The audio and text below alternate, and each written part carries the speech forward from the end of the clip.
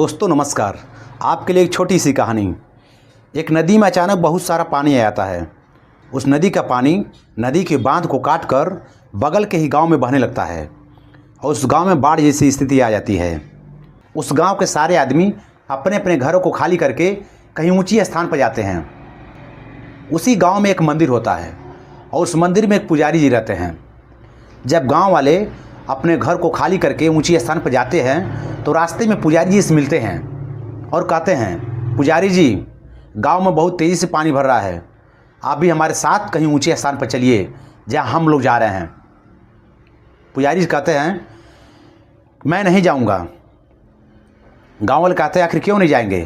पुजारी जी कहते हैं, मैं भगवान की इतने सालों से तपस्या कर रहा हूँ, पूजा कर रहा हूँ, अगर मैं वैसे ही चला गया तो मेरी इस पूजा करने से फ़ायदा क्या होगा?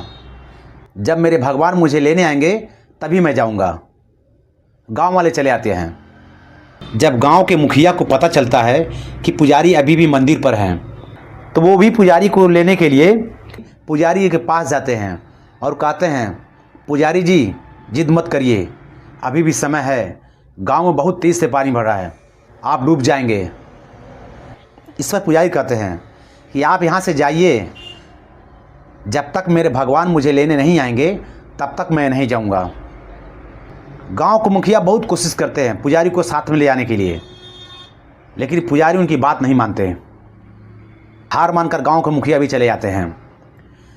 जब पानी कमर तक आ जाता है तो उस समय बचाव दल नाव को लेकर के गांव के चारों तरफ देखते हैं कि कौन आदमी बचा है, उसको बाहर निकालते हैं। तो मंदिर पर भी जाते हैं और देखते हैं अभी भी मंदिर पर पुजारी जी हैं। बचाव दल पुजारी से कहते हैं, पुजारी जी, आप नाव में बैठ जाइए और हमारे साथ चलिए। इस पर पुजारी कहते हैं, जब तक मेरे भगवान नहीं आएंगे तब तक मैं नहीं जाऊंगा। जब मेरे भगवान आने वाले हो रहे हैं तभी आप लोग चले आ रहे हैं, तो मेरे भगवान कैसे आएंगे? आप लोग जाइए, अब उनके आने का समय हो गया है। बचाव दल भी चले आते हैं। जब पानी गले तक आ जाता है उस समय बचाव दल हेलीकॉप्टर को लेकर के जाते हैं और ऊपर से रस्सी फेंकते हैं। कहते हैं, पुजारी जी, अभी भी वक्त है, आप रस्सी को पकड़कर ऊपर चले आइए, नहीं तो आप डूब जाएंगे। इस पर पुजारी का जवाब होता है, पुजारी कहते हैं, अब मेरे भगवान आने वाले हैं, मैं उन्हीं के साथ ऊपर आऊँगा। देखते ही देखते पानी भर जाता है और पुजारी उसी में डूबकर मर जाते हैं। जब पुजारी की आत्मा भगवान के पास जाती है तो भगवान से बहुत नाराज़ होती है। भगवान पुजारी से उनकी नाराज़गी के कारण पूछते हैं, या फिर नाराज़ क्यों हो? तो इससे पुजारी कहते हैं, प्रभु, मैंने आपकी इतनी सालों से तपस्या किया, पूजा किया, लेकिन जब मैं बाढ़ में डूब रहा था तो मुझे अब बचाने तक नहीं आए। मेरे इतने सालों की पूजा और तपस्या करने का फ़ायदा क्या हुआ जब आप मुझे बचाने तक नहीं आए? इस पर भगवान कहते हैं, मैं तो तुम्हें कई बार बचाने गया था, तुम ही नहीं आए। तो पुजारी कहते हैं, मैंने तो आपको एक बार भी नहीं देखा, आप कब आए थे?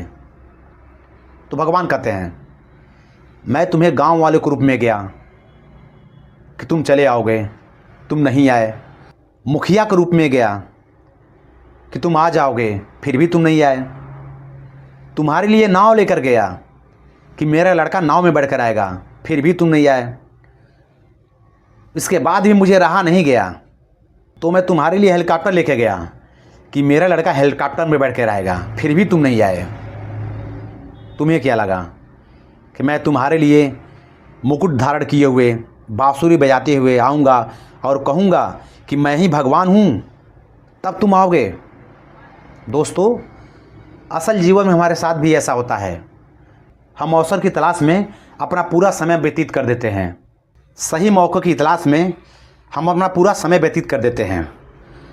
मौके का खटखटाना हमें शोर लगता है। मौका जब आता है तो लोग उसकी अहमियत नहीं पहचानते।